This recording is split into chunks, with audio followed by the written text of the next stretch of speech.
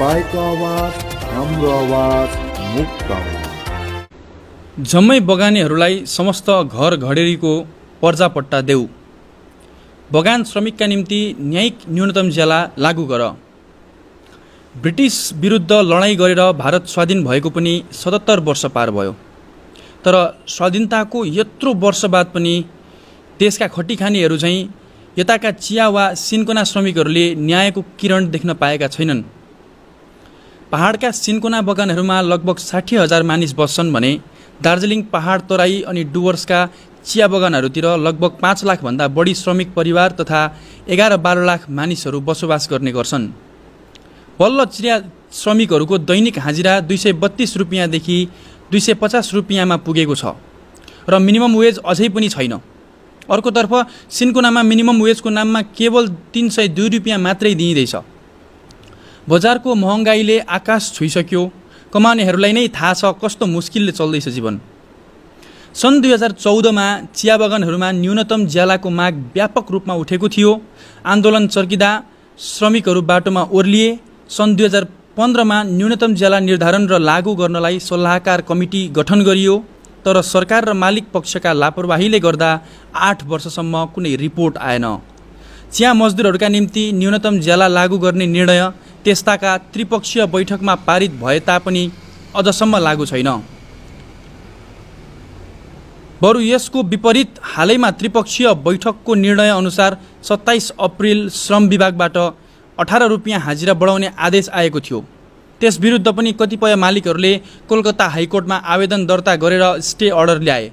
अन्ततः 1 अगस्तको दिन उक्त आवेदनलाई हाइकोर्टले खारेज गरेर जुन 1/2023 तारिकदेखि उक्त 18 रुपियाँको वृद्धि एरियर साथै लागू हुनुपर्छ भन्ने आदेश दिएको छ। यससाथै त्यही फैसलामा हाइकोर्टले आउँदो 6 महिनाभित्र न्यूनतम ज्याला पनि लागू हुनुपर्छ भनी पश्चिम बङ्गाल सरकारलाई भनेको छ। यो धेरै महत्त्वपूर्ण फैसला हो, तर यसबारे आवश्यक प्रचार प्रसार भएको छैन। न्यायिक न्यूनतम ज्यालाको निर्धारण मिनिमम वेज एक्ट 1958 अनुसार हुनपर्छ, साथै महँगाईलाई ध्यानमा राखेर भिडिए साथै यसलाई लागू गराउनुपर्छ। 15औं भारतीय श्रम सम्मेलन अनि 1992 को सुप्रिम कोर्टको फैसलालाई पनि ध्यानमा राखेर न्यूनतम हाजिरा निर्धारण गर्नुपर्छ।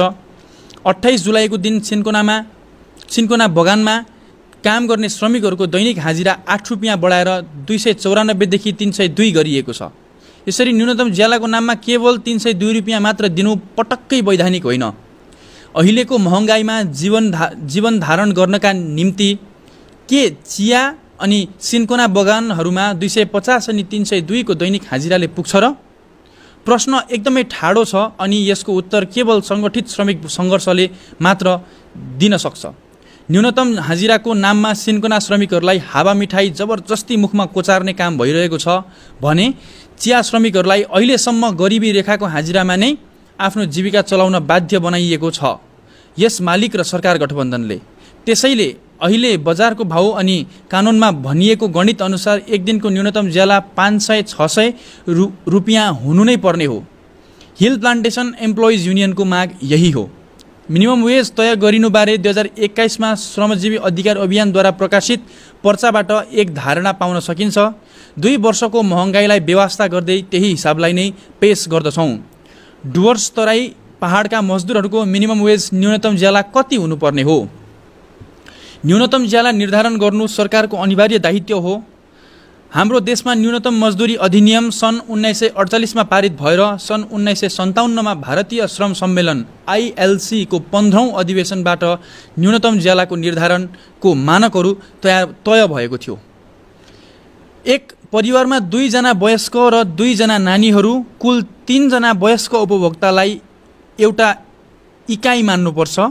परिवारको अरू कसैको कमाइलाई हिसाबमा लिनु मिल्दैन। प्रत्येक वयस्कको लागि कम्तीमा प्रत्येक दिन 2700 क्यालोरी खाना, अर्थात् प्रति परिवारलाई कम्तीमा 2700 × 3 = 8100 क्यालोरी खाना चाहिन्छ।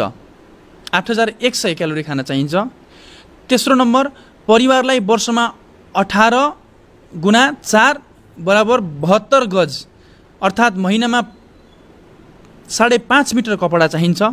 औद्योगिक आवास योजना चौथो नम्बर औद्योगिक आवास योजना इन्डस्ट्रियल हाउसिङ स्किममा निम्न आय भएका व्यक्तिहरूका लागि छुट्याइएको घरको न्यूनतम भाडा तोक्नुपर्छ।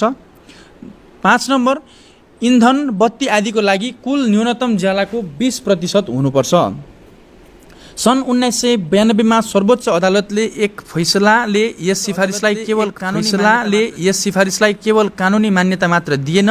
यस फैसलामा अझै भनियो औषधि उपचार, नानीहरूको पढाइ, विवाह र चाडपर्वका निम्ति कुल न्यूनतम ज्यालाको 25% तोक्नुपर्नेछ। सबै ठाउँमा इन्डस्ट्रियल हाउसिङ स्किम नभएकोले अन्य वैकल्पिक विधि अपनाउनुपर्छ। पश्चिम बङ्गाल सरकारले औद्योगिक मजदुरहरूको आवासको लागि ज्यालाको 5% निर्धारण गरेको छ। अब हिसाब गरौँ मिनिमम वेज कति हुनुपर्ने हो। आवासको लागि 5%, दाउरा र बिजुलीको व्यवस्था आदिको लागि 20% अनि चिकित्सा शिक्षा आदिका लागि 25%, सबै जोडेर कुल न्यूनतम ज्यालाको 50% आउँदैछ। त्यसो भए यसको मतलब हो बाँकी 50% खाना र लुगाको लागत हो। स्पष्ट रूपमा भन्नुपर्दा खाना अनि लुगाको लागि कुल लागतको दोब्बर हुनेछ न्यूनतम ज्याला। अब हामीले खानाको बारेमा केही कुराहरू जान्न आवश्यक छ। प्रख्यात पोषणविद डाक्टर एक्रोइडको अनुसार मध्यम मात्रामा काम गर्ने एक औसत वयस्क भारतीयलाई दैनिक 2700 क्यालोरी मान्न सकिन्छ। कडा परिश्रम गर्नेलाई अझ धेरै चाहिन्छ। यसकै आधारमा भारतीय श्रम सम्मेलनले 2700 क्यालोरी आहारलाई न्यूनतम आवश्यकता मानेर सर्वसम्मतिले स्वीकार गरेको थियो। संसारमा मानिने डाक्टर एक्रोइडको 2700 क्यालोरी आहारको सूची यस्तो छ। चामल गहुँ 397 ग्राम र प्रति केजीको दर 35 रुपियाँ, अर्थात् यसको भ्याल्यु आउँदैछ 13 रुपियाँ। दाल 85 ग्राम, यसको 1 केजीको दाम 120 छ भने यसलाई 85 ग्रामलाई 10 रुपियाँ दाम आउँदैछ। सब्जी 283 ग्रामको हिसाब गर्दाखेरि प्रति केजीको 35 को दर लिँदाखेरि पनि 9 रुपियाँ एकपल्टमा आउँदैछ। दुध 283 मिलिलिटर ग्राम लियौँ हामीले भनेदेखि पनि 60 रुपियाँ लिटरले छ यो अहिले र 17 रुपियाँ यसको हिसाब आउँदैछ। तेल घिउ 56 ग्राम हिसाब हामीले गर्दाखेरि पनि 10 रुपियाँ यसको लागत हुन्छ, किनभने 190 रुपियाँ केजीको दरले हामीले हिसाब गऱ्यौँ भने। त्यसरी नै चिनी 56 ग्राम एकजना मान्छेले एक दिनमा खान्छ र त्यसको प्रत्येक केजीको दर 190 छ भनेदेखि 44 छ भनेदेखि 2 रुपियाँ 49 पैसा यसको खर्च आउँदैछ। फल 56 ग्राम प्रति केजीको दर 60 रुपियाँले लिँदाखेरि पनि 3 रुपियाँ 40 पैसा यसको हिसाब आउँदैछ। त्यसरी नै माछा मासु 85 ग्राम हिसाब लिँदाखेरि पनि 220 प्रति केजीको दरले हिसाब गर्ने हो भने 18 रुपियाँ प्रति व्यक्तिको आउँदैछ। र अन्डा 28 ग्राम दिनमा खाँदाखेरि एउटाको 6 रुपियाँ गरेर पर्छ र 6 रुपियाँ नै एकजनालाई पर्यो। जम्मा 92 रुपियाँ 2700 क्यालोरीको आहारको सूची अनुसार 92 रुपियाँ एकजनालाई चाहिने रहेछ।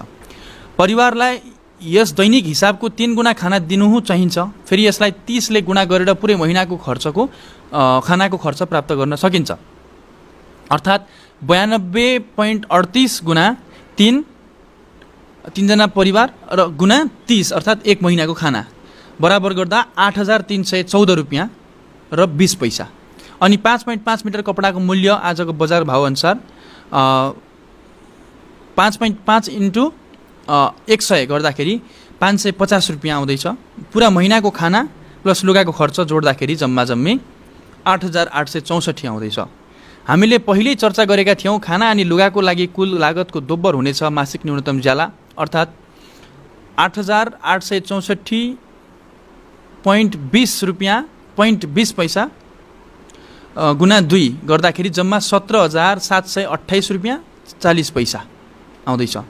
यसलाई 26 4 आइतबार जोडेर कामको दिनले भाग गरेर डेली रेटेड कामदारको कुल दैनिक ज्याला हुनुपर्ने हो 17728.40 डिभाइडेड बाई 26 इक्वल्स टू 681.86 अर्थात् 682 रुपियाँ लगभग एकजना व्यक्तिको हुनु पर्यो दैनिक ज्याला।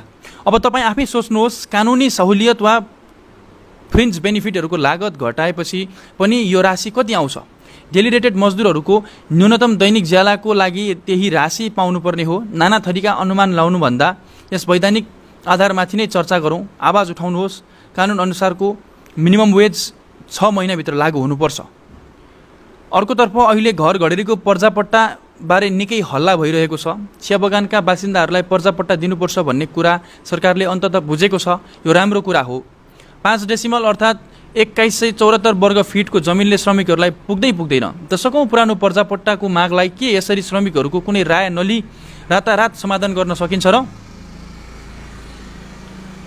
यसका लागि स्पष्ट सरकारी नीति र कुन कानुन र धाराको आधारमा पट्टा दिइनेछ त्यो सठिक तरिकाले सूचित गर्नुपर्छ अनि श्रमिकहरूको सहमतिपछि सोही पर्जापट्टाको वितरण हुनुपर्छ।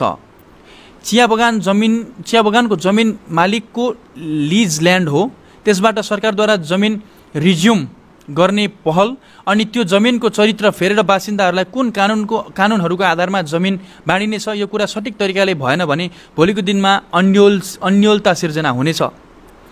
चिया बगानका बासिन्दाहरू जहाँ जति जमिन लिएर बसिरहेका छन् उनीहरूलाई त्यति जमिनको पट्टा दिनु नै पर्छ, किनकि घर परिवार चलाउन कमसेकम त्यति जमिन तिनीहरूलाई चाहिएकै हो।